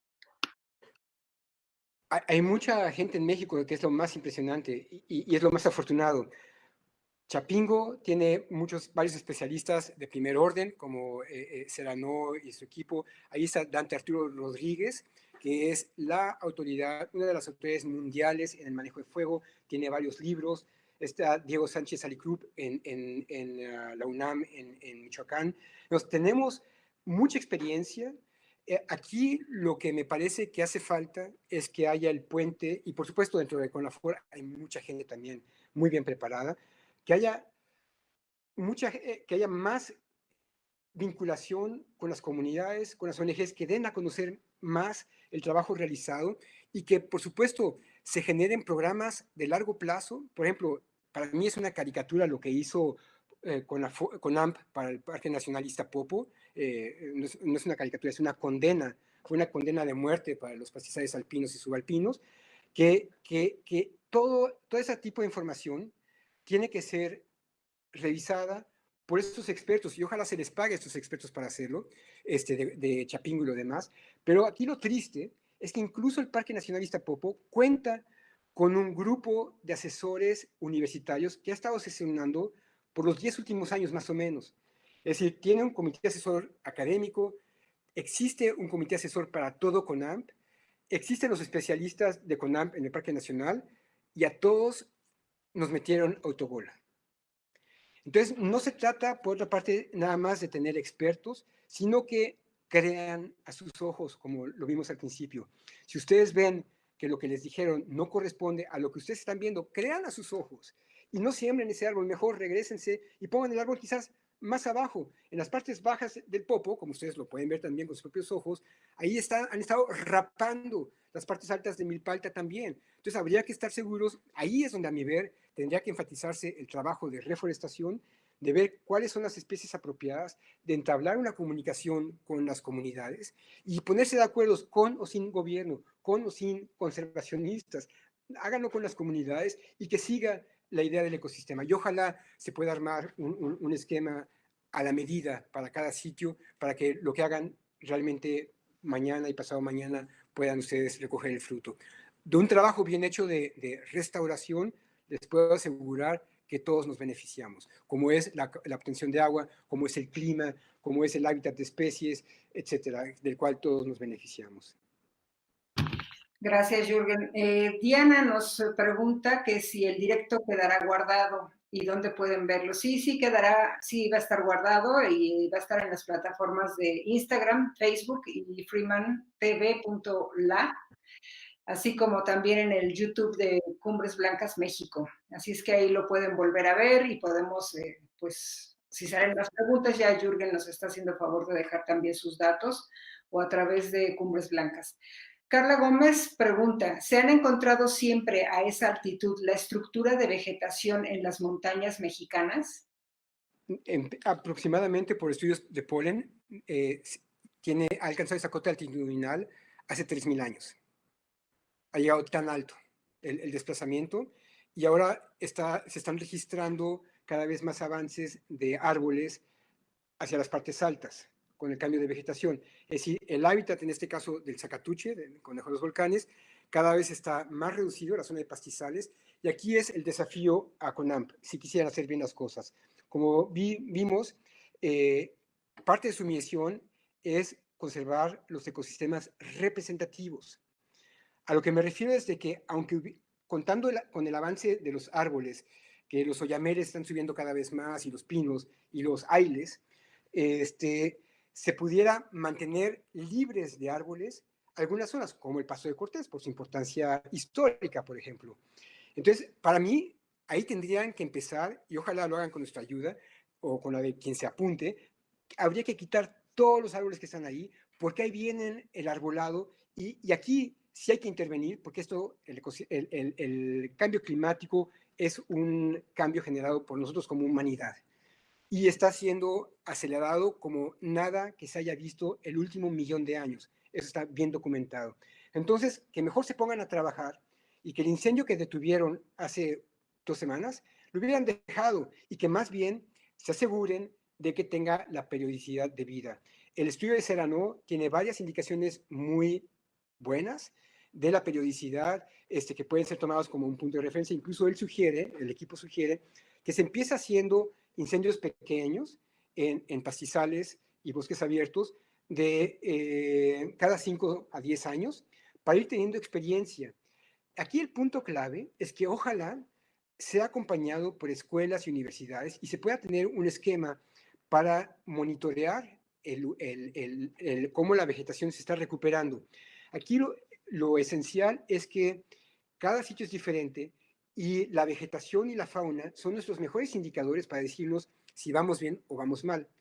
Quiero comentarles que el gobierno de la Ciudad de México ha estado apoyando entre 200 y 300 personas de las brigadas de monitoreo que están en las faldas de Chichinautzin, al sur de la Ciudad de México. Llevan haciendo trabajo de monitoreo religiosamente, en buena medida sin ton ni son. Acaban siendo trabajos más bien de empleo temporal, que de hecho así se llama la campaña, pero toda esa información acaba muchas veces en el basurero. Entonces imagínense si hiciéramos bien las cosas y pudiéramos plantear con la ayuda de Conavio, ahora sí, de CONAMP, de CONAFOR, cuáles son las preguntas y las universidades, las preguntas y las ONGs, las preguntas esenciales que nos queremos hacer en relación al cambio climático y a la restauración de ecosistemas. Teniendo clara la pregunta, que eso muchas veces en filosofía se dice que es 90% de la solución, el poder plantear una pregunta correcta, ahora sí, con esa pregunta correcta, podamos darle un sentido a estas brigadas de monitoreo, a que la información que reúnen nos ayuden a responder a esas preguntas, como la pregunta que hace Enrique, de ver a quién se puede preguntar como especialista para saber cómo hacer bien las cosas. Entonces aquí es más bien, uno, creyendo a tus ojos, y dos, haciendo un monitoreo apropiado para que se puedan, y basado en la literatura científica que ya existe, hecha en México, para México, se puedan ir tomando los parámetros de restauración debidos. Eso es muy importante. La otra cosa importante que espero que quede claro con eso también, es de que cuando salgan a hacer un trabajo de restauración, el que sea, por favor salgan con una cinta métrica. Ojalá les alcance para medir 100 metros y puedan medir 100 metros por 100 metros, es decir, una hectárea. Y si en esa hectárea,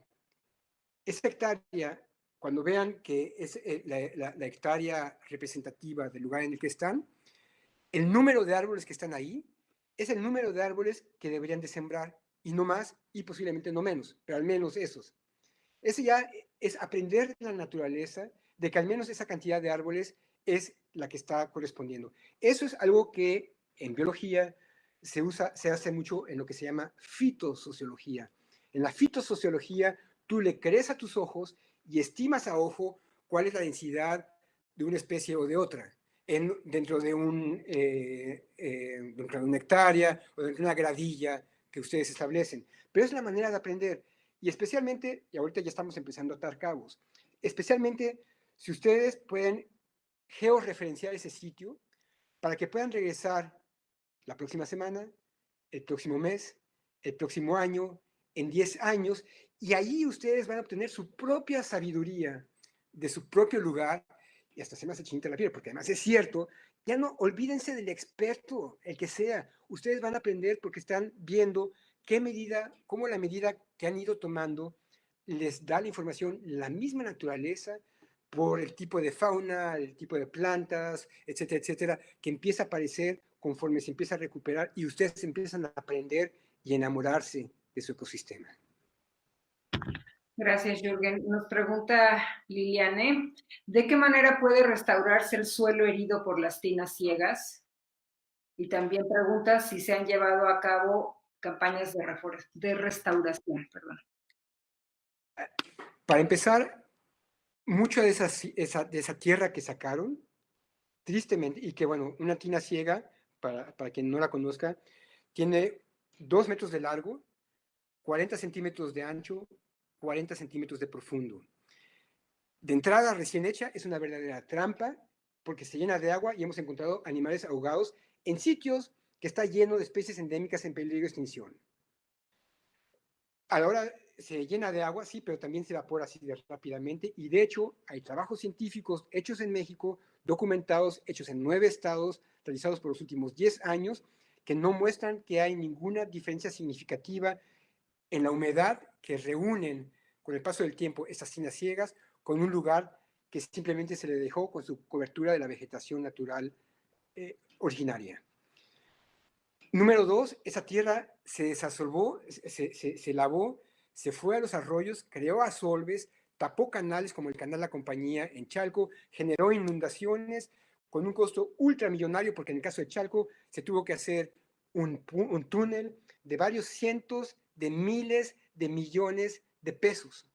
Imagínense al absurdo que hemos llegado para liberar los asolves que en cada hectárea hecha de tinas ciegas se llegaban a liberar hasta 7 toneladas de asolves, que eso se cubre con cerca de 17 camiones materialistas. Imagínense lo que no vimos, pero lo que sucedió es de que de cada hectárea de nuestros parques nacionales, desde el Pico de Orizaba hasta casi Nevado de Colima, en Nevado de Colima no lo permitieron, el director del Parque Nacional, es decir, sí hay esperanza a la disidencia, de cada uno de estos parques se bajaron de cada hectárea 17 de nuestros parques nacionales, de lugares más intactos, 17 camiones por hectárea. Si quisiéramos alinear, y estas son cifras de CONAM, si quisiéramos alinear toda la tierra que se sacó de las tinas ciegas, cargado por camiones materialistas, habría un camión materialista desde Tijuana hasta Tapachula cada 70 metros. Y eso se los puedo demostrar con información felizmente, alegremente victoriada por CONAMP. Es decir, yo no sé qué hacen libres todas estas personas que hicieron todo esto. Pero bueno, entonces, regresando a la pregunta, mucha de la tierra ya se salió. Y la idea es de que si hay todavía una montaña junto a la tina ciega, esa montañita se regrese a la tina ciega. Y además hicimos un manual que ha sido en buena medida ignorado por CONAMP. Lo hicimos porque en ese manual, además decíamos, hecho en el 2015, en 2016, que ya no se debería permitir la siembra de árboles, lo cual siguieron haciendo por los siguientes años, pero está disponible públicamente y si nos escriben a Cumbres Blancas, con mucho gusto les damos la información. Entonces, mucho cuidado porque, bueno, en muchos casos ya se reacomodó la naturaleza. Si esa tierra sigue suelta, que es el caso en muchas de las cinas ciegas, regrésenlo, porque lo que menos quisiéramos es de que se saque tierra de otro lugar para llenarlo en esta y multiplicar el problema. Finalmente, por la erosión, por los agentes naturales, la tierra tiene sus propias formas de sanación, usando la palabra que se usó en la pregunta. Pero sí es un gravísimo problema. Y al final va a crecer vegetación allá adentro y esos desechos van a ir poco a poco recuperando la tierra. El suelo, también como un dato curioso, en esta región, son información que se ha generado por investigaciones en el Chichinautzin, crece aproximadamente 1,5 centímetros cada 200 años. Entonces ya se pueden imaginar el destrozo milenario que nos hizo favor el hacer CONAMP hacernos a nosotros como sociedad. Wow. Liz Hageman, si los incendios ayudan al renuevo, entonces no es necesario que se quiera reforestar, ¿no? En Valle de Bravo, Monte Alto tuvo un fuerte incendio. Sepanat no ha retirado el material flamable y se hicieron reforestaciones y zanjas de infiltración. Entonces, ¿eso fue un error? Además, sembraron avena, entonces estoy confundida con lo que se podría hacer. Bueno, para empezar, la avena no corresponde a un área natural. Esa avena se puso ahí para retener la tierra mal sacada. Nosotros advertimos a CONAMP, advertimos al Consejo Civil Mexicano de Silvicultura Sostenible, Lucía Madrid fue quien lo piloteó, sin mayor conocimiento. Esto sí tiene conocimiento porque viene en manuales de CONAFOR. Sin embargo, esos manuales de CONAFOR que sale de un investigador en Chapingo, Mario Martínez, hace 30 años, se vio como la panacea sin bases científicas, nada más era un reporte técnico de que si es un agujero se llena de agua, pero no tenía ninguna base científica para haberlo dicho y fue una cascada, una bola de nieve que se fue generando. Entonces, en ningún lugar se deberían de permitir tinas ciegas a menos que se demuestre lo contrario. Eso lleva a un punto muy importante. ¿Cómo es posible que siendo México un país tan sofisticado, donde tenemos una legislación ambiental, donde tenemos una LEGEPA, donde tenemos somos un país sofisticado, se quiere aceptar o no lo somos, con investigadores del mayor nivel, de renombre mundial, premios Nobel, etcétera, que a propósito, Mario Molina también estaba en el comité de Coca-Cola avalando las tiendas ciegas, es decir, hasta allá llegó, y es cierto, digamos, porque Coca-Cola lo anunciaba a todas las luces su panel de expertos. aquí la idea es de que todo esto se puede, no tiene las bases científicas, a menos que las tuviera. Entonces, ¿cómo es posible que CONAMP no haya hecho lo que todos por ley tienen que hacer? Cuando queramos hacer cualquier cosa en cualquier lugar, se tiene que hacer una evaluación de impacto ambiental. Si CONAMP hubiera hecho eso, se habría dado cuenta que no tienen las bases científicas, o CEPANAF, o el Consejo Civil Mexicano de Silvicultura Sostenible, que no hay ninguna base científica para hacerlo. Y si las hubiera, no hay ninguna para hacerlo en el centro de México. Entonces tendría que haber empezado para hacer un trabajo experimental para ver si es cierto, tomarse los 5 o los 10 años para ver si su sinsentido tiene alguna base. Y bueno, ahora sabemos con todas estas investigaciones en 9 estados en todo el eje neovolcánico que no lo hay, y sin embargo lo siguen haciendo. Todo esto se lo dijimos a Lucía Madrid, se lo dijimos al Consejo Civil Mexicano, se lo dijimos a Gloria Tavera, la directora regional de CONAFOR, de CONAMP, y sin embargo siguió adelante. ¿Y cómo lo hicieron? Le pusieron el parchecito con la avena, a dónde se fue todo ese asolve, quién vio si se ahogaba algún animal, porque ahí no están acostumbrados los ratones, los conejos, etcétera, a tener esas pozas de agua, etcétera, etcétera. Y la avena es una especie introducida. Entonces, más bien lo que se debió de haber hecho, y tampoco retirar el combustible. Nuevamente, estoy generalizando, pero aquí la idea, y por eso la recomendación de Serrano, que realmente hay que tomarla, hacer pequeños parches, quemarlos. Si hay mucho combustible, ahí sí tendría, porque no se ha quemado, porque se ha acumulado por el tiempo que no se ha quemado. En el caso de, conozco Monte Alto, se ha quemado mucho, no hay tanto combustible acumulado. Y si lo hay, que además, nuevamente, a mi ver, no es demasiado, de hecho es un peladero casi, y eso lo pueden ver por Google Earth, no lo estoy inventando, es dejarlo que se acumule lo suficiente los próximos 5 o 10 años y quemar en pequeños parches. Imagínense que es como una hoja como una tabla de ajedrez. Se hacen pequeños parches de varias hectáreas aquí y allá y van viendo y aprendiendo, como decíamos, sobre cómo va respondiendo. Pero lo que es importante recordar es que la naturaleza tiene su propia forma de sanar. Entonces, lo que va a suceder con esos incendios, si fue en el momento apropiado, es que muy posiblemente las semillas que haya van a caer en blandito. Y si no, aquí es donde sí habría que ver la posibilidad de que se sembrara la especie apropiada bajo esas condiciones apropiadas. Entonces, un tanto la paciencia de ir a observar cómo funciona la naturaleza, cuáles son los árboles semilleros, qué especies de árboles, cuándo liberan la semilla, cómo responden con el incendio. Y pongo otro ejemplo. Cuando estuve trabajando con Monarca, que de hecho parte de mi tesis y la publicación de un artículo en el 91 fue Mariposa Monarca, mitos y otras realidades aladas. Y los mitos eran de que no hay que quemar, no hay que talar en la zona de Monarca. A la hora de que no se quema y no se tala, lo que estamos viendo a nivel mundial de los bosques templados es que condenamos los bosques. Por eso es que hay tanto gusano descortezador. Digamos, estamos interviniendo con los mecanismos propios de sanación ningún insecto aguantaría los grandes incendios o los incendios que se darían periódicamente, pero como los prevenimos, les ponemos la mesa a los incendios. Entonces, perdón, a los insectos, a los gusanos descortezadores. Entonces aquí la idea es realmente aprendamos de la naturaleza, tengamos la paciencia. Ayer, hace una semana, decía Greta Thunberg que lo más importante que puede hacer la ciudadanía, se lo decía al Dalai Lama, que es alguien que también tiene que aprender mucho a propósito, es que cultivémonos, aprendamos ecología, leamos, aprendamos cómo funciona, veamos cómo funcionan los bosques templados.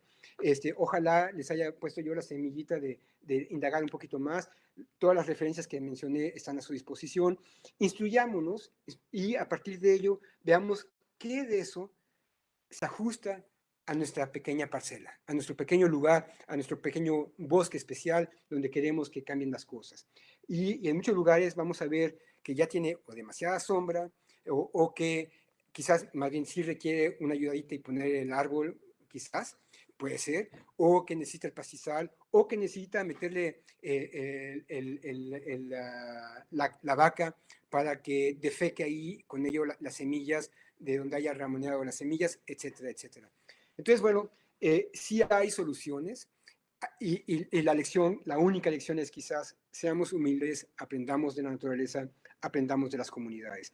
Y yo te preguntaría, Liz, te sugeriría que le preguntes quizás al comunero, no sé, ahí sí no sé si Monte Alto siga estando bajo jurisdicción de alguna comunidad, y si no lo es, seguramente lo estuvo, y seguramente están los mayores que te van a poder decir qué tan frecuentemente quemaban y qué pasaba después del incendio y cuándo quemaban. Y ahí hay una fuente grande de lecciones.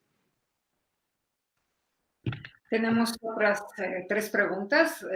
Ahora sí es, bueno, para que no nos extendamos tanto, Jürgen, a ver cómo sintetizas. Es de Guillermo y pregunta, Guillermo, ¿cómo se apellida Guillermo? Perdón.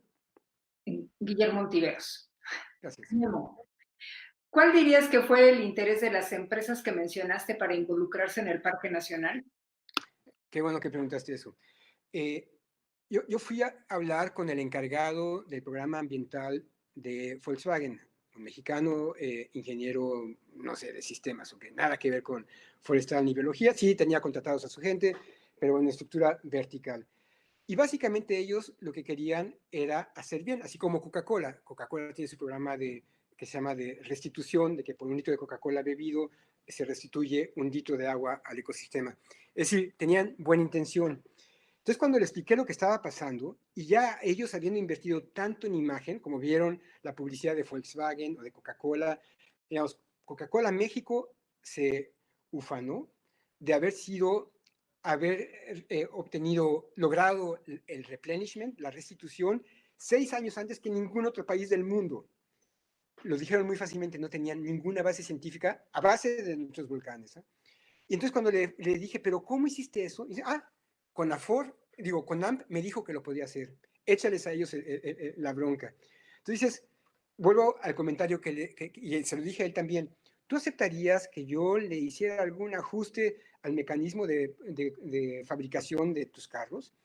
Y dijo, oh, por supuesto que no. Entonces, con esa misma arrogancia, se meten a intervenir en la maquinaria de la naturaleza. Tanto ellos, que quieren hacer bien y tienen dinero para hacerlo, como Conamp y Conafor y otros que piensan que lo saben hacer, pero que no ubican cómo funciona el ecosistema y que no están rindiendo cuentas a nadie. Eso es lo peor, que sin rendir cuentas no estamos aprendiendo. Entonces, Coca-Cola, Volkswagen y los demás lo hacen por lo que se llama responsabilidad corporativa. Y está muy bien, es una manera minúscula, pero ínfima, de regresar a la sociedad lo que ganan, pero mínima bajo cero, pero es. Entonces que al menos lo que están metiendo, que para un lugar y para una comunidad puede ser muchísimo, y para un lugar como los parques nacionales también, puede hacer una gran diferencia siempre y cuando sea bien dirigido. Hasta ahorita ha sido pésimamente dirigido, y ahí está la evidencia. Digamos, no es cosa, y realmente tendría que darse un juicio. Si alguien aquí sabe un poco de ley, ojalá que lo sepan, ojalá indaguen por qué CONAMP hace las cosas sin una manifestación de impacto ambiental, y por qué no lo hicieron en el Iztapopo, y por qué andan sueltos todavía todos los que estuvieron trabajando y promoviendo ese tipo de acciones con nuestros impuestos. Gracias, Jürgen. Tenemos una pregunta de Alejandra Rodríguez. Desde tu perspectiva, ¿cómo la ciudadanía puede observar legalmente la negligencia y omisión de las autoridades respecto de las acciones de conservación y restauración de ecosistemas en áreas naturales protegidas? Bueno, la primera era que fallamos todos. Digamos, aquí, este sí fue, decía, ay, se me acaba de ir su nombre, de este famoso literato, ahorita no acuerdo, peruano, de que México era un sistema fallido, y creo que sí tenía razón, pero el sistema no nada más, y el gobierno se molestó, pero somos todos. La verdad, siendo tan sofisticados, como sociedad, le fallamos a nuestros volcanes y a nuestra naturaleza. ¿Cómo es posible? Todo esto de las tinas ciegas empezó por ahí del 2004 en los volcanes, pero en la zona de la Jusco lleva cerca de 40 años haciéndose.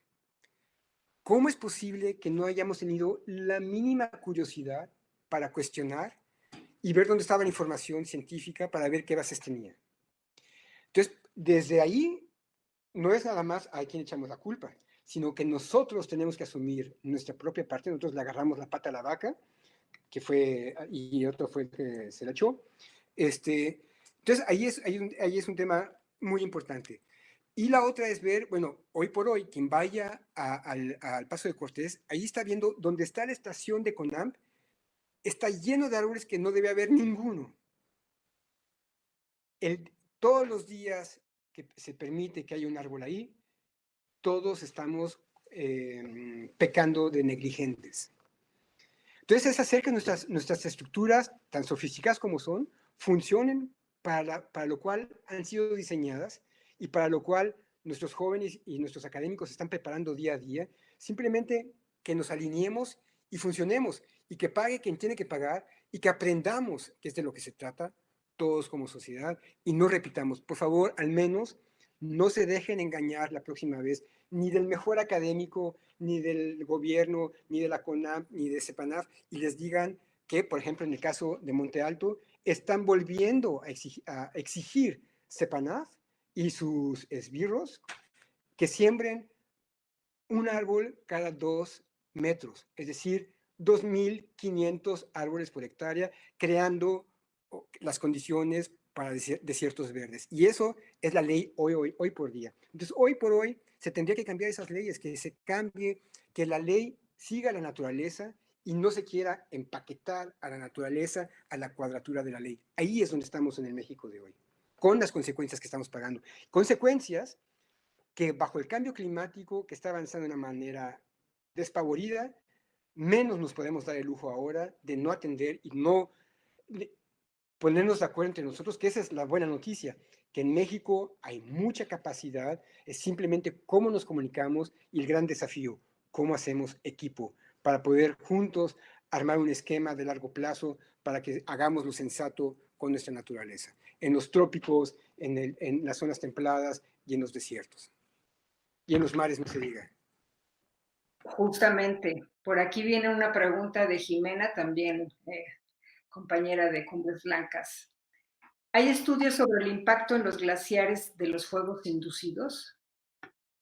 No, no, simplemente hay especulaciones, pero hoy por hoy no había ningún medidor allá arriba con este último incendio para ver cómo afectaría ese a lo último que queda del glaciar de la Panza y del Ayoloco y del glaciar suroriental, que está en la parte superior del Ista.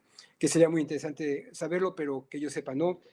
Memo posiblemente sepa más, o Hugo Delgado de la UNAM, pero hasta donde yo sé de la información publicada, no hay información relacionada a ese tema. Y sería muy interesante que lo hubiera. Podría ser un maravilloso tema de tesis, por ejemplo. Y donde en Cumbres Blancas, haciéndole comercial, hay gente especializada como Guillermo Ontiveros o conocidos como Hugo Delgado, nacional y a nivel internacional, que con todo gusto podríamos dar asesorías a estudiantes de servicio social, de licenciaturas, de maestrías, de doctorado. Y la última también de Memo Ontiveros. ¿Crees que invierten más en imagen que en sus programas ambientales? Sí, y está bien, digamos, el chiste es que están invirtiendo y si quieren darse baños de verde, qué bueno, pero que sirva para algo. Eso ya, ellos no tienen por qué saber biología, como bien dijo el encargado de medio ambiente, pues me están diciendo los expertos que haga esto, lo hago y le saca jugo y vaya que le sacó jugo. Porque además de ahí lo llevaron, lo exportaron creo que a Guanajuato y no sé dónde más. Todo eso está publicado en su informe anual. Pero, digamos, aquí el punto es de que están dispuestos a invertir dinero. Yo invitaría a todas esas empresas, y yo creo que ya para esas alturas del juego, yo creo que ya no hay ninguna de ellas aquí, ni tampoco ninguna de las ONGs, ni ninguna instancia de gobierno, pero vayámonos, juguemos las reglas del juego comercial, por ejemplo, pero bien jugado, por ejemplo, Toyota. Toyota, errar es humano, perfecto, todos erramos. Erró Toyota, ¿qué hacen? Invierten una millonada en regresar todos sus vehículos que tienen un problema, los arreglan, los reparan y va de regreso y uno compra con confianza Toyota. Entonces ya digamos, ¿por qué no internalizamos ese tipo de medidas? Y ahora invitamos a Coca-Cola, a Volkswagen, a Televisa, a Bimbo, a Conamp, a Conafor, a Pronatura, a Reforestamos México, al Consejo Civil Mexicano, a Conavio, etcétera, a que ayuden a hacer bien las cosas y no nos dejen su tiradero botado, destruyendo y generando más problemas día a día, donde las primeras afectadas son las especies en peligro de extinción. Que quiero decirles que en México el 50% de los mamíferos ya están en la lista NOM 050 de Semarnat, 59 de Semarnat, de especies amenazadas o en peligro de extinción. Una tristeza gigante. Pues sí. Y entonces, con esta invitación prácticamente que hacías, vamos a decirles a todos que regresemos. A mí me gustaría a lo mejor comprometernos, y esto sobre todo a ti, Jürgen, a Cumbres Blancas, a que la gente que se conectó hoy es porque está interesada en aprender, como yo, pues que en algún momento yo te decía cómo, y de cualquier forma aprendimos que los arbolitos nos dan el oxígeno y queremos árboles. Entonces, como lo platicamos alguna vez, Julián, pues sí, hay espacios, hay densidades, hay etcétera, ¿no? Y eso ya se podría platicar después. Pero entonces, a mí me gustaría como un llamado a la acción y no sé si esté bien comprometernos como equipo a que la gente que quiera sumarse podamos hacer un trabajo en equipo virtual para poder lograr, pues, salvar lo salvable, entrecomillado, y a lo mejor involucrar a espacios como Monte Alto, Valle de Bravo, como Villa Alpina, que es la área natural también protegida, Iztaccíhuatl, en fin, comunidades y sociedades que quieran sumarse para ser esos vigilantes y hacer un equipo para a lo mejor aprender todo esto que has mencionado, que podamos hacerlo y podamos sumar. ¿Qué te parece, Yuri? Sí, me parece muy bien. Y sería cosa que lo platiquemos con Cumbres Blancas, pero el espíritu de Cumbres Blancas es hacer la diferencia, porque al final, en el caso, por ejemplo, del Iztapopo, el contar con una vegetación más sana, más grande, más amplia, de pastizales alpinos, subalpinos, etcétera, va a reducir la tasa, muy probablemente, de derretimiento de los glaciares. Entonces, y simplemente eso es un reflejo del bien que se estaría teniendo, aunque no hay un glaciar cerca de la montaña de otros lugares, de otras personas, pero sí te da un reflejo de cómo tú puedes hacer tu contribución a mejorar el cambio, las condiciones climáticas locales y regionales, haciendo tu poquito, desde un techo verde en tu casa, por ejemplo, lo que se llaman las islas de calor en las ciudades que aumentan hasta 5 grados el calor, la intensidad que va a las montañas, desecando los bosques. Digamos, todo eso, todos los pequeños detalles ayudan a todo nivel. Incluso te hacen hasta más alegre la vida de tener la flor que apareció en tu macequita hecha de una lata de aceite, por ejemplo. Digamos, todo eso, lo más chiquito, lo más grande, es una gran ayuda. Así que sí, Entonces, podríamos hacer estos talleres que comentas, estaría encantado de participar. claro, entonces quien esté interesado, por favor, no dejen de seguirnos en nuestras cuentas de Instagram, de YouTube, y ahí estaremos organizándonos primero entre nosotros para mandarles la invitación a quienes estén interesados y que están en este momento conectados o que vean posteriormente la grabación, se anoten con nosotros y vamos a ver la forma, les va a gustar, virtual, de trabajar juntos, encontrar soluciones a los problemas que tenemos y también, ¿por qué no? Láncenos qué les gustaría saber, conocer y hay muchos expertos dentro de Cumbres Blancas, no solamente en México, hay Cumbres Blancas que nació en Colombia, hay en Colombia, recientemente en Ecuador, en Chile, en fin, entonces estamos por todos lados y queremos hacer algo, dejar algo. Pues muchas gracias, Jürgen, muchas gracias, Freeman, por la Y oportunidad. Gracias a todos. Gloria, gracias. Qué bueno que nos acompañaste, Gloria, hasta ahorita. A ver, un segundín, un segundín. Hay una pregunta última, un comentario de Gloria Tavera. Estimado Jürgen, saludos. Estas acciones que comentas Sucedieron en el Iztapopo hace más de una década y en los últimos 4 años al menos, tanto tú como otros investigadores de la UNAM, hemos realizado recorridos conjuntos para identificar en el territorio las acciones que deben realizar para implementar mejores prácticas. ¿Es la pregunta? Sí. Bueno, eso fue efectivamente hace 4 o 5 años, 2015-2016. Tristemente, 2017-2018, Gloria, no te hicieron caso tus administradores. Creo que tienes que hacer algo ya con Amado, el director del Parque Nacional, porque él ha llevado a gente a seguir reforestando y lo tenemos documentado fotográficamente. Con mucho gusto te envío las fotos. Y bueno, eso ya te lo había comentado antes, cuando nos reunimos en el 17-18, en tu oficina. Y la cosa es que se hagan, no nada más tener los papeles. Y qué bueno que hay puentes de comunicación, pero hay que actuar. Y no se ha actuado, hicimos juntos los manuales para recuperación, se permitió, sin embargo, y se promovió la reforestación, como las imágenes que mostré. Entonces, no se puede, si no te están haciendo caso la gente que representa o representa a la CONAMP y están a cargo de las áreas naturales protegidas. Entonces hay que hacer equipo, a mi ver, hay que ser consecuentes y realmente hacer las cosas que justamente los investigadores propusieron y todos los que nos reunimos en ese taller. Con mucho gusto te envío las fotografías, con mucho gusto te envío las convocatorias que se hicieron, que incluso en su momento a Pronatura también les avisé de que no era apropiado, mucho menos en el contexto de la discusión que habíamos tenido con CONAMP, y a pesar de eso lo siguieron haciendo. Entonces sí, cerremos filas, por favor, cerremos filas, no más siembra de árboles, no nada más eso, pero el que día a día, Gloria, se permita que esos árboles aforestados en el Paso de Cortés sigan ahí, eso es negligencia.